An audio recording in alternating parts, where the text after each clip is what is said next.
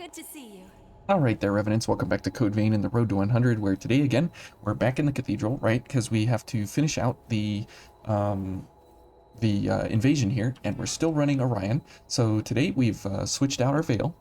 We kept our passives the same. We got rid of Fatal Surge because we're not using it too much anyways, and the thing about Fatal Surge is you need time in between to actually use it and build up your I-Core. So, and since invasions don't really have that time, we're going to go for Valiant Heart here because we're dodging a lot, so that'll save us on stamina.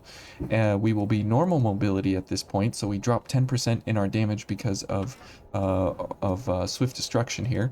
We'll maintain Feral Tenacity. We still have a pretty healthy Slash Resist here and Pierce Resist. We do go down in blood from what we had previously yesterday, but that's okay. But the Slash and Crush and Pierce are considerably better with the Sub-Zero Shroud. So we're sacrificing a little bit of damage reduction for a much better dark value, but that doesn't really matter. But we will be going for Cognitive Zeal as well, which will bring us up to a Mind of C, which means that we can use Valiant Heart and Gift Prowess. Now, since Gift Prowess is going to increase our gifts here by 33%, that'll be really nice that we can, get this Radiant Barrel out much faster. The gifts come out much faster all around. Cast time on Field of Thirst will be reduced, so on and so forth. So that'll be really nice that we can... Gift Prowess is not 33%, it's 10% multiplicative with other gift prowesses. Sorry about that. I messed up that comment. So yeah, we'll be able to do pretty well here as well with parries and everything, and this time we won't be getting back a very small amount of I-Core. Whoops. We will be getting back... whoops, she didn't teleport. We will be getting back almost 17 I-Core instead of the very little bit that we were getting before. But the problem now is we have literally no damage on our backstabs or our parries. So we really have to make sure that we just do the backstabs and stuff to get I-Core back. Sort of useful, but you can see there that we did take a little bit less damage that time to the enemy, or from the enemy, because we were able to get bigger Pierce Resist. But you can see there that our damage is absolutely pathetic for getting access to... Oops, okay. And let's go for a backstab here on this one. And so this will be something that we will have to contend with here pretty hard. Okay, let's go for some charge attacks. Okay. Okay, and a backstab here. So the increase in our backstab I-Core recovery comes at the price of damage and mobility, which mobility at this point isn't like such a terrible problem. Okay, and we're dead, Jack's dead. That was a pretty bad first engagement there with the invasion here, but this invasion is pretty rough overall, and so I don't expect great things out of the Bloody Snow in such a scenario, because of just the fact that it is very much single target. It has very bad moveset for big crowds like this and stuff. Whoops, wrong gift. Oh well. We can use this and go for a parry to get massive I-Core recovery. There you go. You can see a little more around 17. It's like 16.83 to be exact.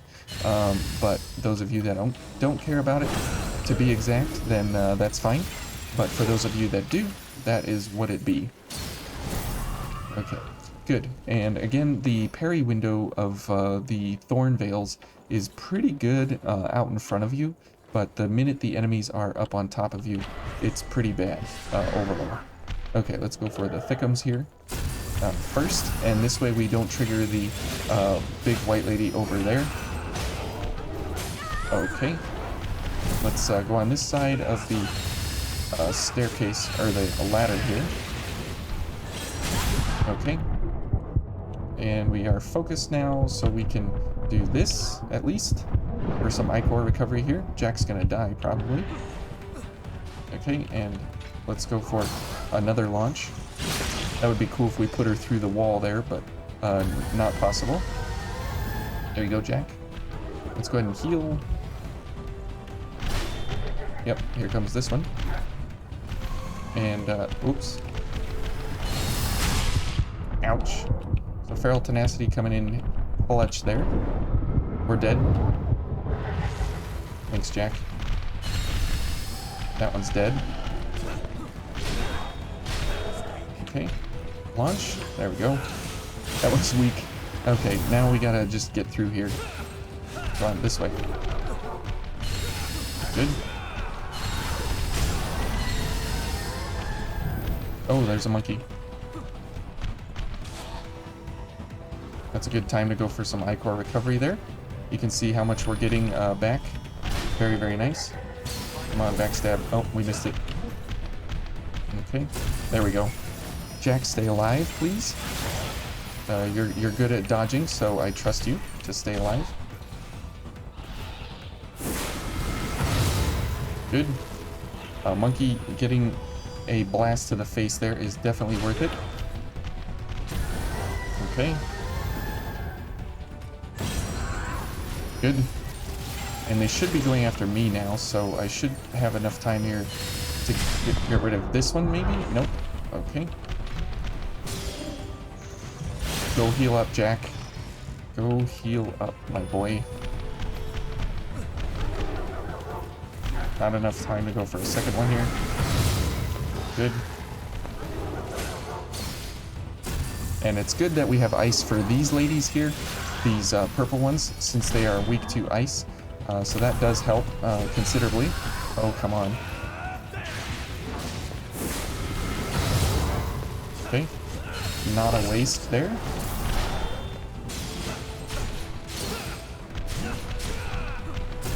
Good. That'll give Jack some time to recover there. Whoa, there is a whole gang of them. You're right. By shooting the wall. Okay.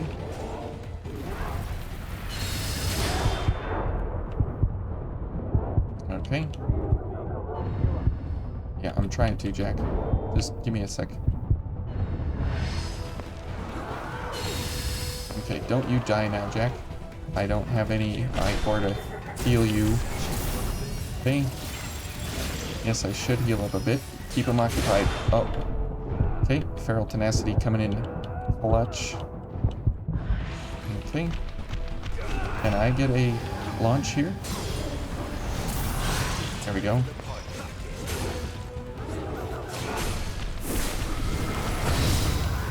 Oh, come on.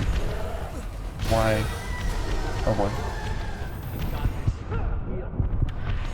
Oh boy, they are all after me. I wish I just get one. Okay, there we go. Oh, it's here. Okay, let's go ahead and heal. Okay, here's this one. Oh, okay.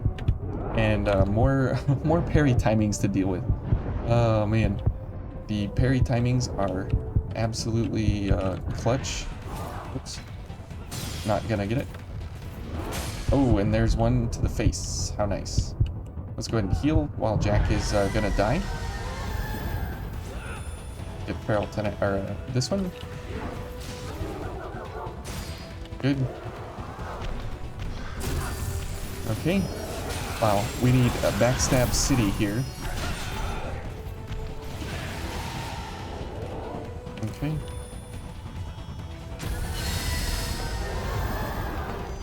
Okay, good.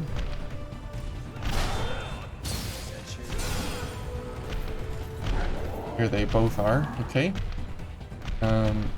Yep. Good. Maybe we're recovering Ichor, maybe not. Okay. Too bad we missed this lady. I was hoping for a double kill on that. Yep. There goes Jack. Let's run away. Okay. Okay. Alright. Let's go ahead and heal. Nice, Jack.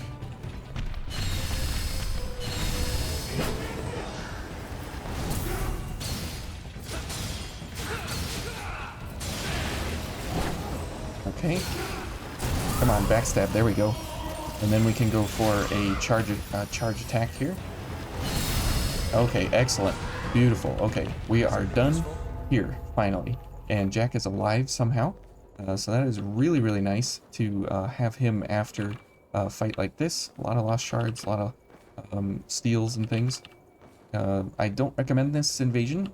There's really no reason to ever do it, but we do it in the Road to 100, obviously, so we can see how these builds stack up and everything. So, yeah. Okay, so we finally got through there. The Bloody Snow did all right. It did what we needed it to during the invasion there and everything. Got all the damage that we needed, and so on and so forth. Jack is looking pretty out of healing here. So maybe that is something we definitely need to watch for here. And where is this lady? There we go. Okay, parries don't work because she goes around the window. If you use a an Ivy Veil, you fare much better than with a Thorn Veil. Okay. So keep that in mind. And we're almost dead, Jack's almost dead, so on and so forth. Not looking too great here, right? But at least we are not completely dead yet. And we do have pretty good damage for these ladies coming up here. And so that is really, really nice that we're able to, you know, be able to get damage at a distance, at range, and so on and so forth without really sacrificing ourselves too much here. Okay, so you can see that we are out of distance and we are out of Ichor basically. So now we do need, you know, backstab, and she presented perfectly there for us, which is great. And then we'll just do a couple pokes here and kill. Excellent. And for this one, obviously we can do 2 charge attacks in quick enough succession in order to take her down. Okay, now it might be beneficial for us to go for something like lifesteal or the like, because we are not at the point where we can get health back in any meaningful way. We only have 3 more regens and stuff, and it would be nice to not reset the map before we go for the run back after the ornate key. But we may have to, just because out of necessity. Okay. And no backstab. And okay, she went on her little tirade there. Oh, Jack's dead. Jack is back. Parry. Well, not parry, backstab. Okay, this is good. This is good. And definitely go for the charge. So that is really dangerous when you get into those scenarios where you are one-on-one. Yeah, I just have a little bit. Because if you miss, and that is the importance of having these very, very high slash resist fails, is that what you lack in offensive power, you can actually stay in the fight a little bit longer than you normally would, just because of having a veil with really good defenses. Okay, let's go for some Ichor back. Okay, that was a bad parry there. And we'll get a little bit of Ichor from the charge, or from the quick drain there, but nothing too incredible. Okay, so we're only going to get 1 charge attack here, which is fine. 10,000 damage is pretty decent. Backstab, please. Nope. Okay. Where's the backstab? Oh, come on. Jack. Oh. Oh, okay. And now Jack is gone, and we are almost gone as well. Let's go for this lady first, because maybe we can launch her. There we go. That'll get us a good leg up here at this point. Yeah, we definitely need some parries and backstabs and everything to get our I-core going without triggering that lady over there. Okay, at least we have a good enough chance here to get all of our attacks up and running. Oh, okay. That's fine. Yeah, you do that. You do that. And I will do this. Okay, and we'll get everything going here. Okay, good. And we'll do this, and we'll go for the parry. That was a do or die right there. So glad that we got it. Okay, and let's back up here. Okay. Okay, good. Whew, that was very, very close there. We are right down to the wire. Fortunately, we are pretty close here to getting our next missile. So we still have a few difficult things to do here in the cathedral, but getting through here in 3 or 4 parts is kind of like the normal, simple way to do it. Otherwise, you're going for you know, a very, very, very long cathedral. If you take the quick way, okay, so we do have to reset the area. If you're going for the quick route, obviously it's not the bloody snow by any means. You definitely need to take a different weapon approach and go for more knockdown type centric ideas and stuff to mitigate the amount of enemies that are actually through here. So if you can go for things where you are able to actually take care of large groups, like with charge attacks or things like that from multi-target, multi-hit weapons and stuff, then it really, really works in your favor. Okay, good. So that got us a little bit of I-core and into big I-core right now. Okay. Good. And that is a way to take care of these ladies before they actually get you into trouble, is by sneaking up on the doorway there very, very, very, very ever so slightly, so that way you are able to kill them one at a time instead of doubling up on them. Okay, so there is where the invasion was, right? And if you drop down, it triggers automatically, and so that is the best way to not drop down, is just, you know, beat the invasion and then move on from there. But if you need to fall down there, then do the invasion first, because if you fall down and then you're trying to run away, then the invasion's following you and everything. So it's better if you just do the invasion first if you're not too confident in it. So that would be my advice. Okay, so she'll stand there for a little bit, and that'll help us get more I-core, and it's more of a draw mechanic to bring her over. Ouch, I knew she was gonna do that, and I messed it up. Okay. Good, so we are on our way over to Aurora. So, what we will be running here, obviously we will be doing the bloody snow, and you'll see what we can do during her phase transition point, because we can be so far away from it, from the body, that it works out really, really well. Okay, come on, where are you? There you are. We'll go for some I-core, and if you back up a little, okay, never mind. I was gonna say there is a point where you can actually get the parry with a thorn veil, but it is really, really hard because it's like you have to go forward or backward a little bit. Oh. And there's a very, very specific spot where you have to stand in order to actually get her sword strike to actually be in front of you, because unlike other veils, like the Ivy Veil, your body goes down a little bit, and so her sword strike goes like over your head in a sense, and she hits the cone of the ivy spikes in front of you, and it triggers the parry anyways. But with the Thorn Veil, because it's only out in front of you and a pretty considerable distance here, as you can see, it's like way out here in front. When she sword strikes, she's close to your body, and her sword swings this way, and it never triggers the flat blade here of the thorn.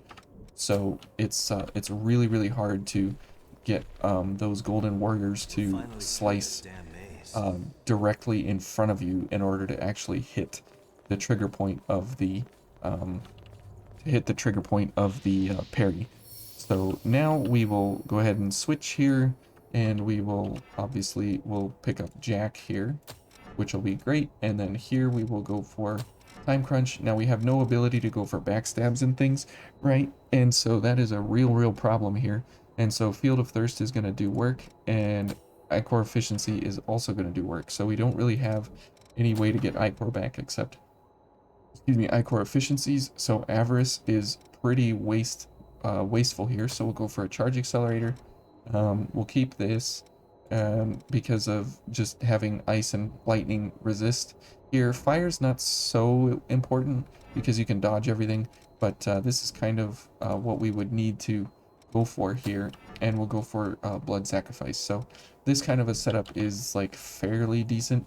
It's nothing crazy incredible, but during phase transition, you'll see here just how much damage we can actually get out on her. And remember, her shield takes 8,000 damage to disintegrate. Okay, so let's get some health and Ichor and things going here, and we'll get into the fight. This and this, and I guess we'll go for Jack, and then we'll use Field of Thirst, and we'll get all of our things going here. Now we will need to actually move in close to actually hit her pretty easily here. Okay, and here comes this. Good. Oh, we lingered in the beam too long there. Okay. Attack. Okay, and we're dead. Never mind. That was a horrible first display there, just because of how the beam lingered. It didn't go as fast as the fire beam. It goes much slower, and so even though we perfect dodged through it, the window for the hitbox was still available to her. So that is really unfortunate, but oh well. It's how Vayne do and how Vayne be. So you can't get too upset at it. Otherwise, you're always going to be upset at what Vayne has for you. Okay, good. And time crunch is almost over. It's a very quick 30-second gift, so that is really really unfortunate here, but we'll make it work. Okay, so she will do something. We'll do this. Okay. Yeah. Okay. Whoops. And we'll go for a charge attack here. Okay, now look at that damage. Oops. And unfortunately, we didn't have any more Ichor. But you can see that during phase transition, it's absolutely bonkers how much damage you can go for. Okay, and yeah, it's pretty much over, and it goes quick, very quick when she's into flame transition, and that is because of just the damage reduction that she gets during that phase. Okay, so now let's see, we definitely want all of these. Let's switch it up here. And we'll go for, it doesn't really matter what we go for. I guess we'll just go for Master Spine, so we're quick mobility by default here. And we'll go for Survival Instinct, since that will get us more damage down below half health. There's really nothing else that we can go for here. These are good. We don't really need this, so we'll put Time Crunch over here. This is fine. We don't really need this, so we'll go for all the damage here. And we'll see just what we can do here with really limited damage sets and values. Let's see. C plus and vitality. We're not going to get there. So this and here, what should we put?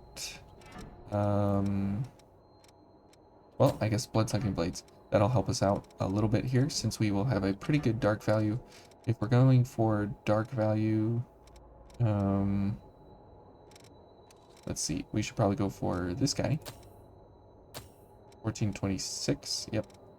That's what we'll run there. We'll still be quick mobility, good dark value, good blood sucking blades. We'll be down half health, and hopefully we can iCore ourselves up here significantly. We only have 16 iCore, which means we can only get 3 shots off with iCore efficiency. So everything has to kind of go off without a hitch here. But since she does phase transition in the very first few kind of seconds here of you getting into the fight, it is really, really, really worth it to go ahead and try for, you know, like the speed kill on her here in first phase, of phase 2, I guess you could say, just because of the fact that if she lingers much longer than that, it gets really crazy. 1510, so we need one more. Okay, so let's go, and we'll, okay, good. Oh, she's not transitioning. Look at that. That is really unfortunate there. Let's go. Oh no. Okay, let's try that again. Usually she transforms, or she flame transitions like immediately as soon as you get over to her side of the arena, but she didn't play so nice this time. Okay, so we'll use a few of our iCore concentrates here that we've been saving all along, so we're up pretty high there, so we'll make good use of them here.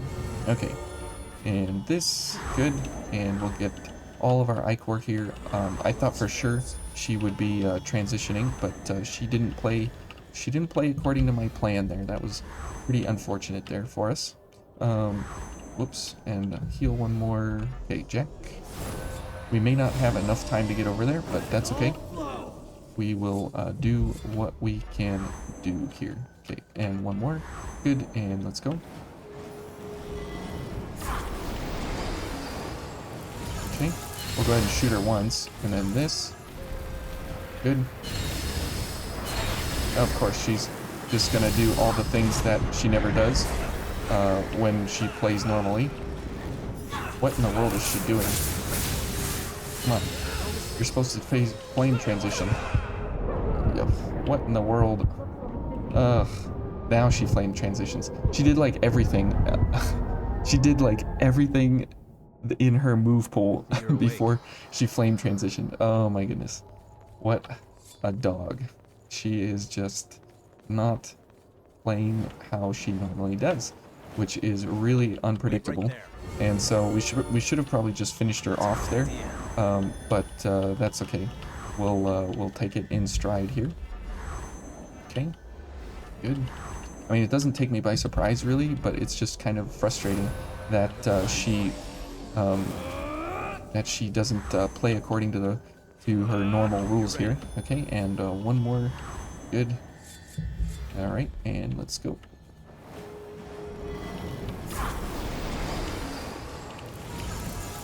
Okay, we didn't get our iCore. There she goes. Yeah, you can see there that it's pretty crazy the amount of damage that you can get off. Okay. Okay, and now we need to do this.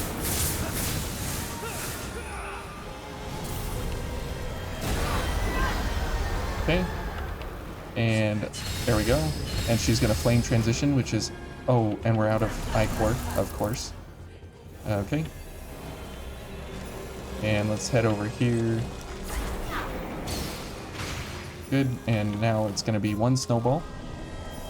If I can get it off. There we go. But you can see during the flame transition, it is absolutely crazy how much damage you can actually pack out if you are really, really going hardcore into her.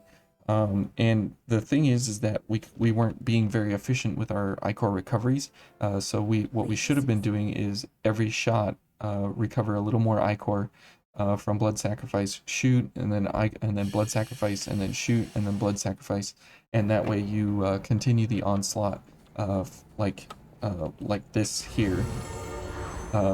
shoot once, and then and then shoot, and then blood sacrifice, and then shoot, and then blood sacrifice, and then shoot, and then shoot, and then shoot. And see, you can get off a lot more shots that way if you're going that better pattern route there. So anyways, we'll be in the Ridge of Frozen Souls next with an ice weapon, so this will be fun. We definitely don't want the ice buff running at any time, but since we're going to be doing charge attacks or regular attacks or just swipe attacks, this is really not beneficial for us at all. So it will make us do significantly reduced damage because it's only 5% increase to our damage overall. And so because we have that active, then the enemies will resist. So let's say they have 30% ice resist, then that is not active if we don't have the ice weapon active. If it is active, then they take that full 30% resist and they apply it to their damage reduction. So that means we're actually reducing our damage by a factor of 25%. So that is not good. So we'll see you guys there, and we'll see how to deal with it.